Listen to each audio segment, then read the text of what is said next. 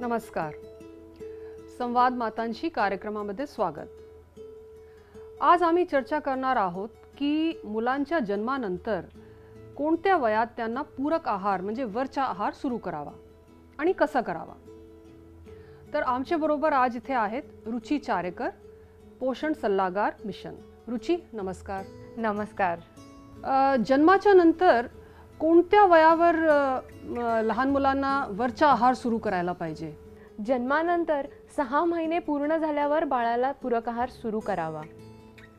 6 महिने पूर्ण झाल्यावर बाळाच्या वाढीसाठी आईचे दूध पुरेसे नसते, त्यामुळे घरी बनवलेला ताजा आहार 6 महिने पूर्ण झाल्यावर बाळाला आईच्या दुधासोबत द्यावा. प्रत्यक्ष माता असं करतात का?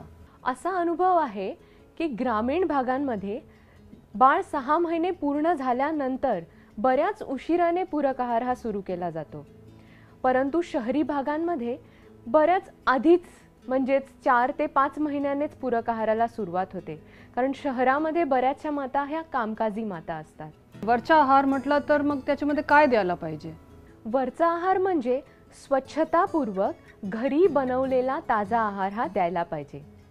हा आहार देताना सुरुवातीला तो रवाळ तुपाप्रमाणे मऊसर असावा आणि जसं जसं बाळ वाढेल तसं तसं त्याच्या घनतेमध्ये बदल व्हावा, म्हणजेच तो घट्ट होत जावा, जेणेकरून बाळ 1 वर्षाचं पूर्ण झालं की बाळ हे कुटुंबातील आहार घेऊ शकेल. मग प्रत्यक्ष आई हे सगळा वरचा आहार देतात का? अनुभव तर असा आहे की बऱ्याच ठिकाणी माता पूरक आहार सुरू करताना भाज्यांचं सूप, फळांचा रस, भाताची पेज, डाळीचं पाणी अशा पातळ पदार्थांनी सुरू करतात. बिस्किट, खारी, ब्रेड, पाव, चहा या आणि अशा इतर पातळ पदार्थांनी पूरक आहार सुरू केला जातो. हा मुद्दा एवढा महत्त्वाचा का आहे? वरचा आहार हा अतिशय महत्त्वाचा आहे, कारण आताच आपण बघितलं की 6 महिने पूर्ण झाल्यानंतर बाळाची जी काही वाढ होत असते त्या वाढीला आईचे दूधच केवळ पुरेसे नाही, आईच्या दुधासोबत बाळाला वरच्या आहाराची जोड देणं महत्त्वाचं आहे. जर बाळाला वरच्या आहाराची जोड 6 महिने पूर्ण झाल्यानंतर मिळाली नाही तर मात्र ह्या बाळाची वाढ क्षमतेप्रमाणे होणार नाही.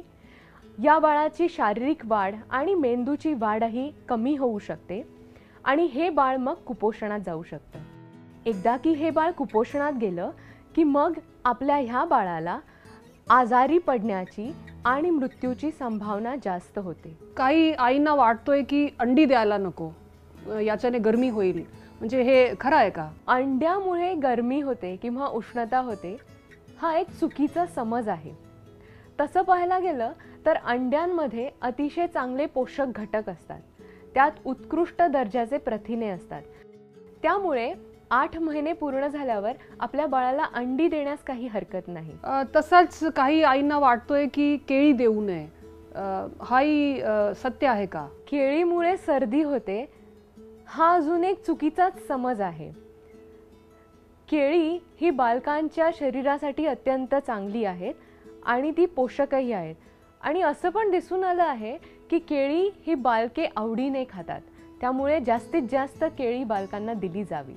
अननस, चिकन, तीळ, आंबा तसेच पपईमुळे उष्णता होते, काकडीमुळे दह्यामुळे सर्दी होते, पेरूमुळे संत्र्यामुळे खोकला होतो, असे विविध गैरसमज आहेत. हा वरचा आहार दिवसात किती वेळा द्यायला पाहिजे आणि प्रत्यक्ष माता एवढ्या वेळेला देतात का?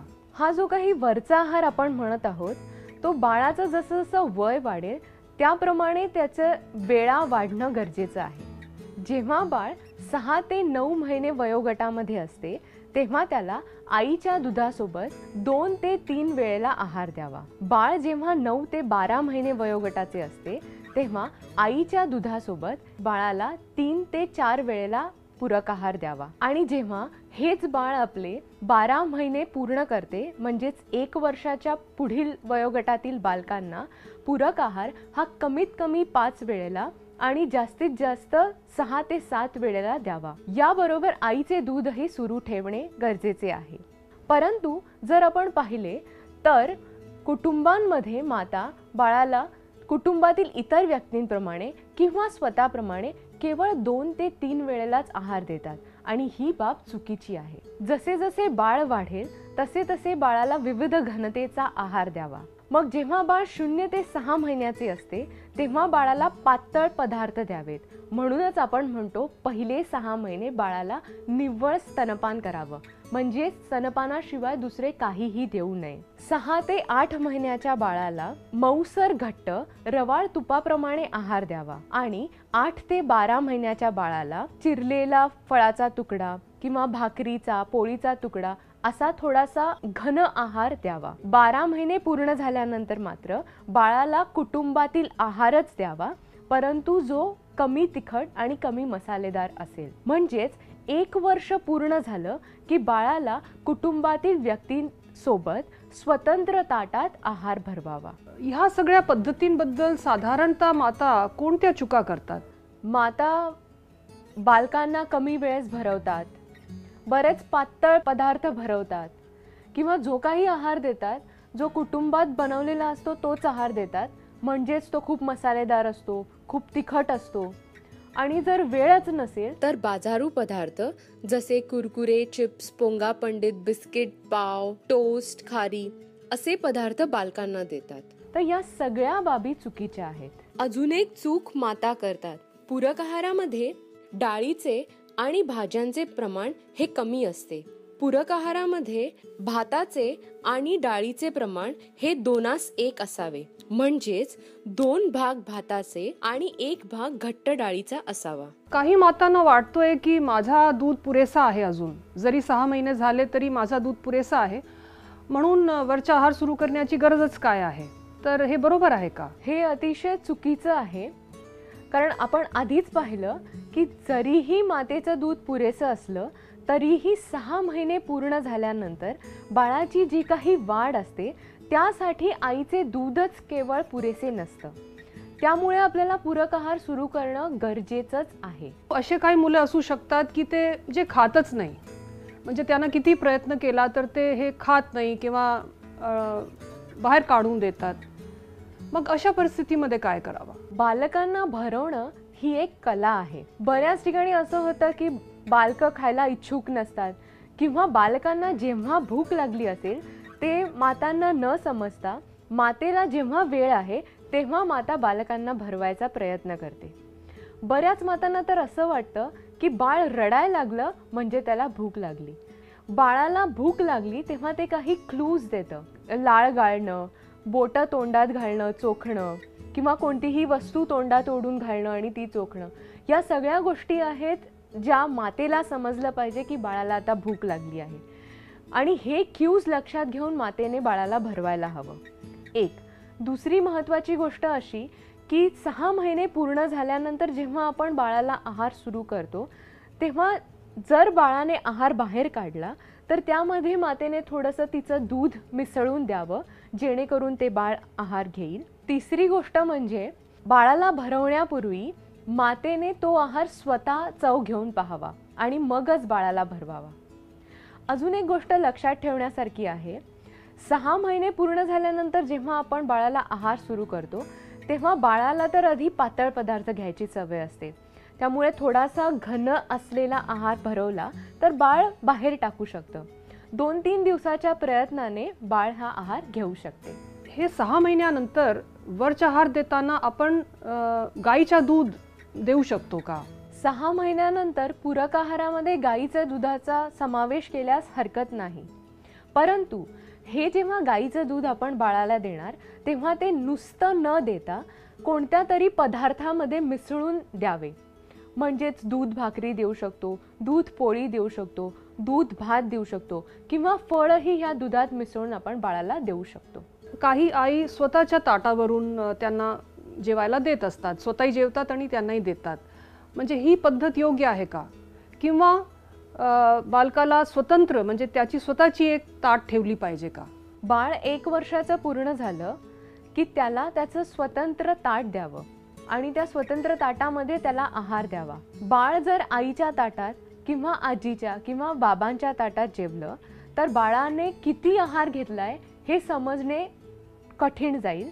त्यामुळे त्याला वेगळं जर स्वतंत्र ताट दिलं तर बाळ किती आहार घेत आहे याचा अंदाज मातेला येऊ शकेल. मुलांना भाज्या द्यायला पाहिजे, परंतु असे भरपूर मुलं असतात की त्यांना भाज्या आवडत नाही, ते खातच नाही. म्हणजे अशा परिस्थितीमध्ये काय करावा? मुलांना भाज्या भरवणं ही सगळ्याच मातांसमोर एक मोठी समस्या आहे. बालकांना भाज्या भरवण्यासाठी त्या भाज्या म्हणून न देता त्या पोळीमध्ये घालून किंवा भाकरीच्या पिठामध्ये मिसळून त्याची भाकरी करून तशा पद्धतीने भाज्या द्यावा, जेणेकरून भाकरीचा रंग बदलेल, पोळीचा रंग बदलेल आणि काहीतरी वेगळं म्हणून बाळ हे कुतूहलाने ते घेईल. काही पालकांना वाटतोय की मुलांना नॉनव्हेज द्यायला नको, म्हणजे अगदी लहान आहेत, 6, 7, 8 महिन्यावर मुलांना अंडी द्यायला नको, मांस मच्छी द्यायला नको. हे बरोबर आहे का? बाळ 8 महिन्याचे पूर्ण झाले की आपण बाळाला मांसाहार देऊ शकतो, म्हणजेच अंडी देऊ शकतो, चिकन मटनचं जे काही सूप आहे ते देऊ शकतो. परंतु या सुपामध्ये थोडंसं शिजलेलं चिकन किंवा मटणाचे तुकडेही मऊसर करून मिसळून देऊ शकतो. त्याचप्रमाणे आपण मांसही बाळाला देऊ शकतो. जेव्हा आपल्याला बालकाला कुटुंबातील आहार द्यायचा असतो तेव्हा तो मसाला किंवा तिखट टाकण्याच्या आधी शिजवलेला आहार बाळासाठी बाजूला काढून घ्यावा आणि तो बाळाला भरवावा आणि इतर मोठ्या व्यक्तींसाठी मग त्याच्यामध्ये मसाला किंवा तिखट मिसळावे. दूध द्यायचे आहे, पाणी द्यायचे आहे, तर हे बाटलीमधून द्यावे का की ग्लासमधून द्यावे की वाटीमधून द्यावे? बालकांना पाणी असो किंवा दूध असो हे कधीही बाटलीने भरवू नये. एकतर वाटी चमच्याने द्यावे किंवा ग्लासने द्यावे. बाटली ही स्वच्छ करण्यासाठी थोडी कठीण आहे आणि जर योग्य पद्धतीने ती स्वच्छ केली गेली नाही तर त्याच्यामधनं जंतुसंसर्ग होऊन बाळ हे आजारी पडू शकतं. म्हणून बाळाला दूध किंवा पाणी भरवताना हे वाटी चमचा किंवा ग्लासमधनंच भरवावं. 6 महिन्यानंतर वरचा आहार सुरू करायचे आहे, परंतु त्याच्याबरोबर आईच्या दूधही चालू ठेवायचे असं तुम्ही म्हटलं. तर मग या दोघांच्या रेशिओ यांच्या प्रमाण काय असावा? म्हणजे माताच्या दूध किती आणि वरचा आहार किती?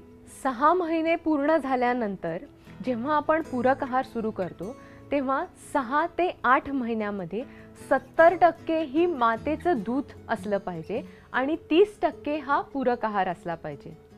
8 ते 12 महिन्यामध्ये ह्याचे प्रमाण 50% मातेचे दूध आणि 50% पूरक आहार हा दिला गेला पाहिजे. जेव्हा या बाळाला 1 वर्ष पूर्ण होते तेव्हा 70% हा पूरक आहार दिला जावा आणि 30% हे मातेचं दूध दिलं जावं. घरी बाळ कोपरा ठेवू शकतो, म्हणजेच घरी बनवलेला आहार हा शिंक्यावर किंवा उंच जागेवर न ठेवता बाळाच्या हाताला लागेल अशा ठिकाणी ठेवावा, जेणेकरून बाळाला भूक लागली की तो स्वतः जाऊन खाऊ शकेल. भरपूर कुटुंबांमध्ये आम्ही बघतो की जेव्हा बाळ आजारी पडतो तर ते मुलाला खायला कमी करतात. त्यांना वाटतोय की मुलाला पचणार नाही किंवा त्याची भूक मरलेली आहे, तर त्याला खायला ते कमी देतात. ही पद्धत योग्य आहे का? भारतीय संस्कृतीमध्ये बाळ आजारी पडले की त्याला लंघन करण्याची सवय आहे. म्हणजेच काय की बाळाला काहीही दिलं जात नाही. परंतु ही खूप चुकीची बाब आहे आणि ह्याच्याचमुळे आपली बालकं जास्तीत जास्त कुपोषणात जातात. बाळ जरी आजारी असलं तरीही बाळाला स्तनपान आणि पूरक आहार हा पूर्वीप्रमाणेच चालू ठेवावा. तो जास्त उष्मांक घनतेचा म्हणजेच त्याच्यात जास्त तेल घालून किंवा जास्त साखर घालून द्यावा. बाळाला जे काही पदार्थ आवडतात ते पदार्थांचा या आहारामध्ये समावेश असावा आणि 6 ते 8 वेळा म्हणजे जास्त वेळा आहार हा बाळाला दिला जावा.